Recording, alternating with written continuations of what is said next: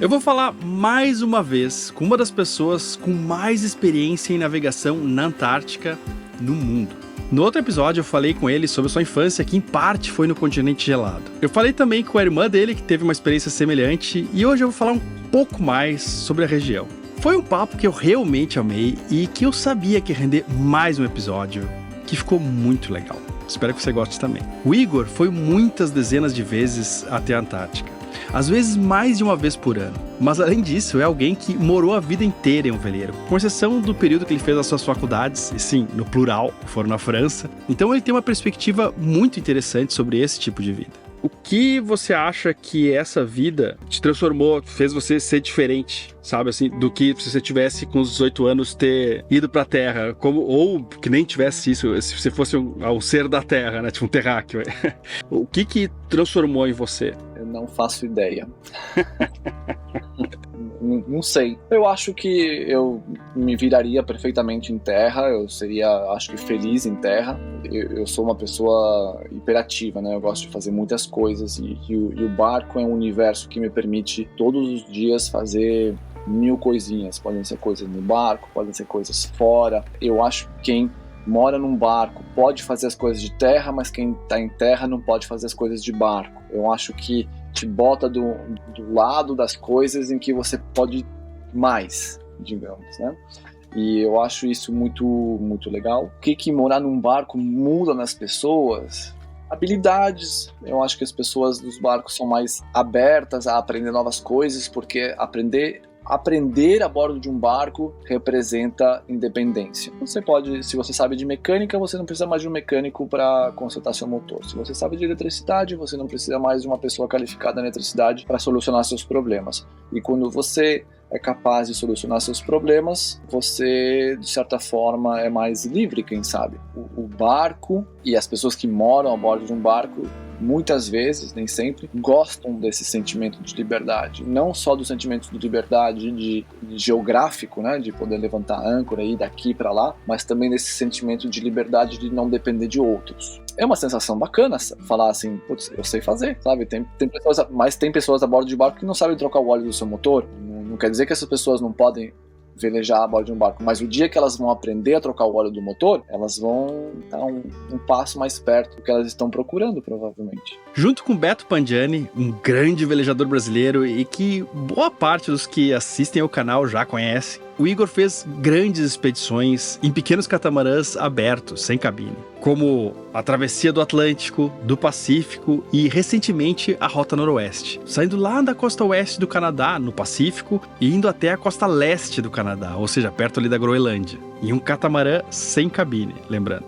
Não, e até quando você tem, por exemplo, um apartamento num prédio, né, cara, eu vejo assim, você tem o condomínio, né, tipo, aquilo é seu, mas se você não pagar o condomínio, cara, ele não é tão seu. Se você tem uma vista incrível, mas você não tem controle se alguém vai construir um prédio na frente do seu. E eu sinto que no veleiro, cara, eu sinto que aqui é muito meu, sabe assim? Muito. Eu sinto que eu ainda sou mais senhor do meu espaço aqui, tipo, quando eu tô assim, ancorado ou no apoio, coisa assim, né, cara? É uma sensação que, quando eu vou pra terra, eu vejo que é um pouco diferente. Aqui eu me sinto muito num espaço realmente meu, assim, muito. Sim, e pra mim, não só é uma boa sensação, mas é quase uma necessidade. Eu gosto, eu me sinto bem, eu procuro lugares onde não tem ninguém. Não quer dizer que eu não gosto dessas outras pessoas, não é isso, mas é quase como eu me sentisse alguém quando eu chego a um lugar onde não tem ninguém. Então eu entendo perfeitamente o que você quer dizer. Eu acho que tem uma coisa, cara, você, obviamente, tem muito mais experiência de navegar assim, mais tempo e com menos gente na volta, mas eu acho que tem gente que passa a vida inteira sem passar 1 ou 2 dias na sua vida sem ter falado com ninguém, nem pelo telefone, sabe assim? Tipo, ter essa experiência de... E é muito louco, eu não sei se você sente o mesmo, tipo, no início você fica pensando um monte de coisa, tal, passa umas horas assim, você começa, cara, a pensar em umas coisas na vida, parece que você dá um zoom out, assim, você começa a olhar, tem as coisas urgentes do barco, mas você consegue, agora com a internet, a Starlink aí, ferrou, aí já acabou isso tudo, assim, mas a possibilidade de você se isolar dos problemas, né, só tem o barco que pode dar problema, o resto tipo, o mundo congelou, entrou em stand-by, né, isso é uma coisa, cara, que raríssimas pessoas têm essa oportunidade na vida. Sim, eu não sou particularmente particularmente um navegador ou um velejador solitário, né? Raríssimas foram as oportunidades para mim de estar sozinho a bordo de um barco, mas muitas foram as oportunidades de estar num lugar onde não tem ninguém ao redor, né? E até, às vezes, até muito longe. Mas sim, eu concordo totalmente com você. Eu sou uma pessoa que muitas vezes, o Betão, aliás, conta histórias engraçadas disso, que eu posso ficar 24 horas sem falar nada. E o Betão às vezes fala, pô, será que ele tá bravo comigo? Não sei o quê. E na verdade não, é simplesmente que eu não tive a necessidade. E velejar com o Betão é uma coisa... nesse aspecto extraordinária, no sentido que ele respeita muito isso, sabe? Não é porque a gente tá ali que a gente tem que bater um papo. A gente tá junto para realizar um projeto juntos, mas cada um tem seus momentos e coisas assim, e é muito bom. Acho legal essa dupla de vocês, né, cara? Bom, a gente nunca conversou, né, assim, mas eu já te imaginava alguma coisa assim. Pô, além de ele ser, como você também, né, ele é um cara legal pra caramba, assim, gente boa, né? E ele tem um olhar, assim, mais humano, mais arte e psicológico, parece assim, né? E você parece ser um cara mais das exatas, um cara que, né, tipo, mais objetivo, e eu acho que isso parece que funciona super bem. Tanto que vocês fizeram já várias loucuras que seria fácil, se não desse certo, brigar, né? Mas vocês funcionam super bem. Quando você conhece a personalidade do Betão e a minha, ou funciona muito bem, ou funciona muito mal. E a gente deu a sorte de que a gente funciona muito bem. Como você disse, o Betão é uma pessoa muito de feeling, muito espiritual, uma pessoa do bem. Não que eu seja uma pessoa do mal, né? Mas é uma pessoa assim muito tranquila, trabalha muito com os sentimentos dele. Isso é muito importante para ele. E eu sou, muito oposto a isso. Para mim, se tudo não está planejado muito bem, é estressante para mim. O que vai acontecer quando a gente chega lá, se a gente não sei o que, não sabe onde vai ficar, como é que vai estar o vento? Betão, não, é tranquilo, chegando lá a gente vê. Isso me deixa louco às vezes, mas e a gente se dá muito bem e funciona muito bem porque o que ele sabe fazer não tem nada a ver com o que eu sei fazer e vice-versa. Então e tá bem claro, sem que a gente tenha que conversar do assunto, está muito claro o que ele sabe fazer, o que ele tem que decidir, e o que eu sei fazer e o que eu tenho que decidir. A gente é muito tranquilo. É uma fluidez muito boa. Cara, barco é um catalisador de relações, né, cara? Tipo, quanto menor, mais potente esse catalisador, né, cara? Tipo, se tá bom, pô, maravilhoso, vai melhorar. Agora, se tá ruim, rapidinho azeda, né, cara? É que nem como um imã, né? Ou se atrai muito, ou se repele muito, mas tudo é proporcional ao espaço que você tem. Quando você tem muito espaço, tem espaço para desabafar, né? Quando não tem menos esse espaço, então pode ser mais fusional ou mais explosivo. O jeito de eu entrevistar aqui no Hashtag Sal é meio que um reflexo da vida a bordo e das suas relações. Quando eu convido alguém para entrevistar, frequentemente a pessoa me faz a pergunta, mas o que você vai perguntar? E, honestamente, eu não sei. É claro que tem alguns tópicos, algumas perguntas que eu já começo sabendo que eu vou perguntar, mas eu deixo a conversa se desenvolver. Porque assim, é uma conversa espontânea de verdade. E eu notei que, frequentemente, essas conversas que aconteciam no meio da pauta eram mais legais do que aquilo que eu tinha planejado. Em uma grande emissora de TV ou jornal, isso seria quase impossível. Mas, como eu decido tudo sozinho e tenho essa liberdade, eu posso me aproveitar disso. E eu acho que é uma conversa que mais gente gostaria de ouvir, porque tem uma certa sinceridade que, se for muito planejada, não tem. De certa forma, esse é um espelho do que a vida a bordo é. Uma autonomia de mudar de rumo quando um novo destino se encaixa melhor com o que você quer, ou com as condições à sua volta, o que elas permitem ou não. Adoro essa ideia de que a gente sai meio que sem objetivo e a gente vai encontrando coisas em comum, né? Eu acho que é uma coisa bacana das pessoas de barco, que muitas vezes não se conhecem, se encontram pela primeira vez, alguém já ouviu falar, não, eu ouvi falar de você é amigo de tal, não sei o que, eu soube que você fez tal coisa, e aí de repente, assim, em alguns minutos você é amigo, né? E depois fala tchau, não sabe quando vai encontrar de novo, mas dali a uns meses, uns anos, encontra de novo, e aí, eu lembro de você lembra que a gente fez, foi tal. Isso eu acho uma coisa muito, muito legal da comunidade náutica, digamos, das pessoas de barco. Não, sabe, essa coisa de parar pra contar história, né, cara, é uma coisa que eu não tinha notado. Quando eu comecei a velejar e ancorado ali na Ilha Grande, conversando com a galera, eu notei como isso meio que tinha sumido da minha vida, eu acho que da vida de muita gente, assim, de contar piada, de não sei o que lá. Mesmo que nos encontros sociais, assim, não era a mesma coisa, cara. Eu acho que a vela tem isso. Acho que a Starlink, eu sou fã, tem aqui, funciona, é maravilhoso.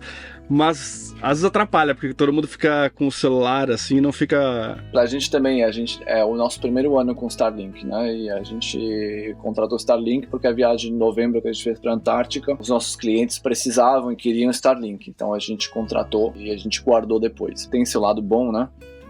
Não vou te explicar qual é o lado bom, mas... E também não vou te explicar qual é o lado ruim, você acabou de falar. Mas muda muito a dinâmica das nossas viagens. Nós, inclusive, né? Porque eu sou o primeiro a usar a internet também quando estamos na Antártica. Mas antigamente, depois de um jantar, coisa assim, a gente jogava baralho, conversava, contava histórias. E agora é mais difícil. É mais difícil. Esse é o maior problema que eu tenho com a internet em qualquer lugar, cara. Porque ela acabou com a filosofia de botequim. Porque antes o cara falava qualquer bobagem e, tipo, quem tinha um poder de convencimento na hora do bar ali, ganhava, né, cara? Tipo, dava uma carteirada, não sei o que lá. Agora o cara na hora vê no celular ali, pô, você tá errado. Olha o Wikipedia aqui com link mostrando não sei o que lá. Acabou, cara.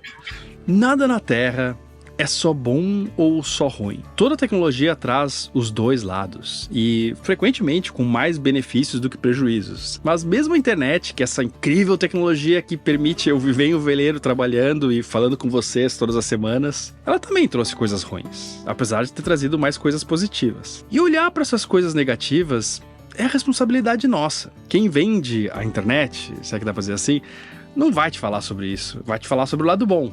E o lado bom...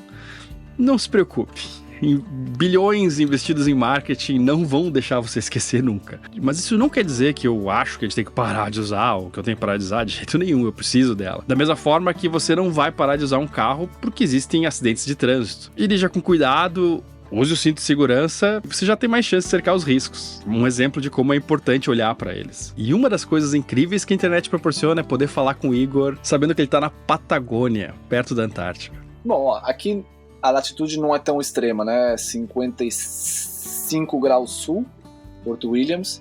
Então, no auge do inverno, assim, o sol nasce às 9h30 e vai embora às 5. Mas aqui em Porto Williams, eu e minha namorada, Adriana, que é mexicana, a gente tem um projeto de reciclagem de plástico, limpeza de praias aqui na Terra do Fogo, ao redor de Porto Williams. Aqui chega muito lixo do mar, da pesca local e coisas assim.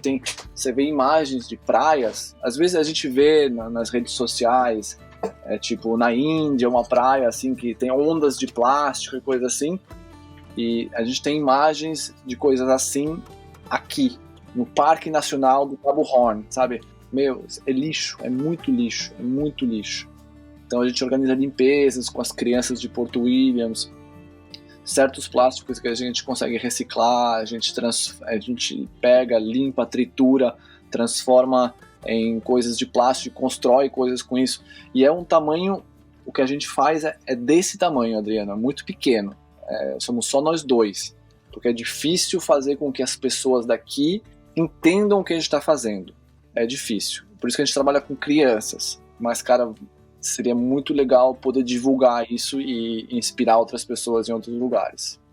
Cara, eu imagino também que o plástico, ao mesmo tempo que tudo bem, é distante e tal, né? Como você falou, vem plástico pelas correntes e tal, ventos e tal, mas também deve ser difícil em muitos pontos de tirar, né, cara? O acesso, passa pouca gente, então vai acumulando lixo de vários dias ou meses num ponto também, né? Não, anos, dezenas de anos, ninguém limpa isso, absolutamente ninguém. Pelas razões que você falou, é difícil e não tem cultura disso. E 3, parece uma bobagem, mas tem muito sentido prático, então você tira esse e bota onde? Aqui em Porto Williams, se a gente trouxer para cá, ou até para Ushuaia, vai para um buraco, é um aterro. Não, e até hoje um problema que eu vejo a galera falando é microplástico também, né, cara? Dentro do corpo das pessoas. Encontraram esses dias uma partícula de microplástico no coração de um paciente durante uma cirurgia. Isso pode chegar no coração, né? Tipo, tu imagina? Na Antártica se demonstrou que, não sei se em todos os lugares, mas tem neve cai neve com microplástico. Não, isso que a Antártida, me corrija se eu estiver falando uma bobagem, mas de certa forma está isolada. A corrente, né, não totalmente, mas a corrente meio que isola ela um pouco, assim, o mar pelo menos, não? Sim, e de fato a gente vê isso na prática nossa, a gente vê, por exemplo, no Cabo Horn chega muito lixo. Na Península Antártica, pouquíssimo. E o lixo que chega na Península Antártica é provavelmente do que se gerou lá. Porque existe muita pesca industrial em volta da Antártica, muito mais do que a gente imagina, e essa indústria da pesca, ela pesca dentro do sistema antártico, digamos, né, para simplificar. E poderia? É legal? Sim. O Tratado Antártico é uma coisa assim muito maravilhosa, né, porque é único. Isso é importante dizer que tudo que a gente pode criticar sobre o Tratado Antártico não tira o seu valor, mas o Tratado Antártico tem muitas falhas, ele foi feito há muito tempo atrás e ele não consegue evoluir o rápido o suficiente em relação às necessidades, digamos, do mundo de hoje. Por exemplo, todas as decisões tomadas pelo Tratado Antártico são votadas pelos membros do Tratado Antártico. E todas as decisões têm que ser tomadas com unanimidade, senão não vai para frente. Imagina, vamos proibir os voos comerciais para a Antártica?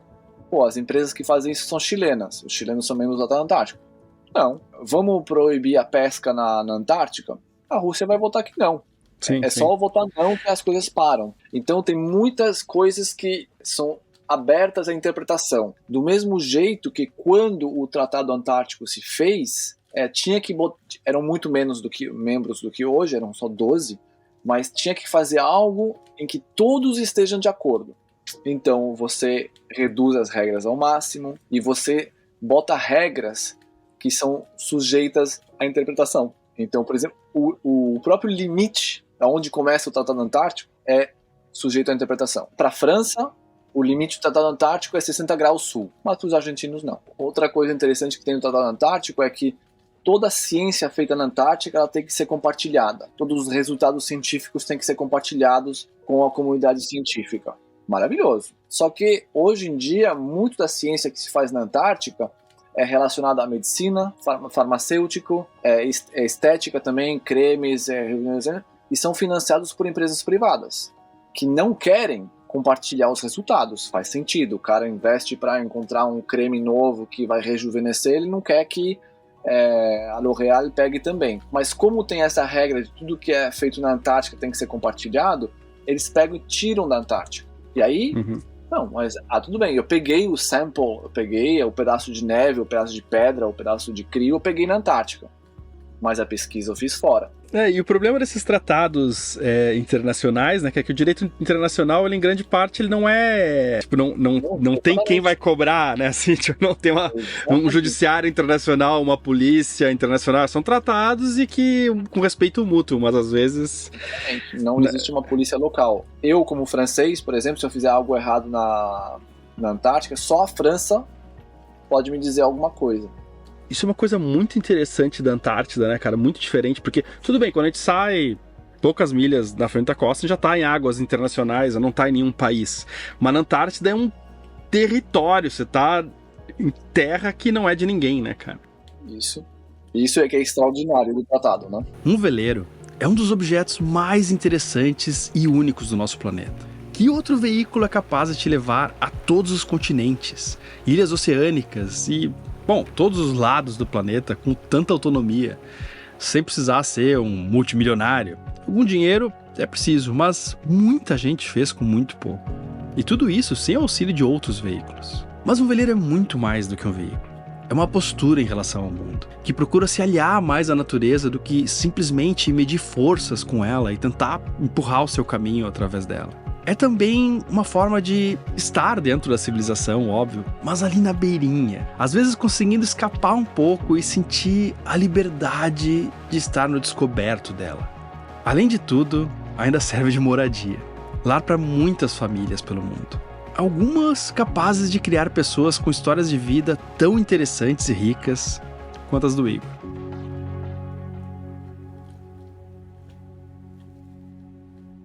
Se você gostou desse episódio e de vários outros, pense com muito carinho em deixar qualquer coisa pra gente lá no Apoia-se. Ajuda muito e é como esse programa se mantém. Com a sua ajuda, a gente consegue manter o programa independente e do jeito que você gosta de assistir. E eu sou muito grato. Fazendo isso, você pode também participar dos nossos grupos de apoiadores, no WhatsApp e no Telegram também. É só você apoiar que você vai receber por e-mail um endereço com esses grupos, ou então você entra lá no mural, que você vai ter acesso depois de acessar no Apoia-se, que você também recebe. Sendo membro do canal por aqui também ajuda pra caramba, mas infelizmente eu não consigo integrar as coisas e dar acesso lá pro grupo. Então até domingo que vem às 10 horas, ou daqui a pouco, lá nos nossos grupos do WhatsApp e do Telegram. Até mais, pessoal.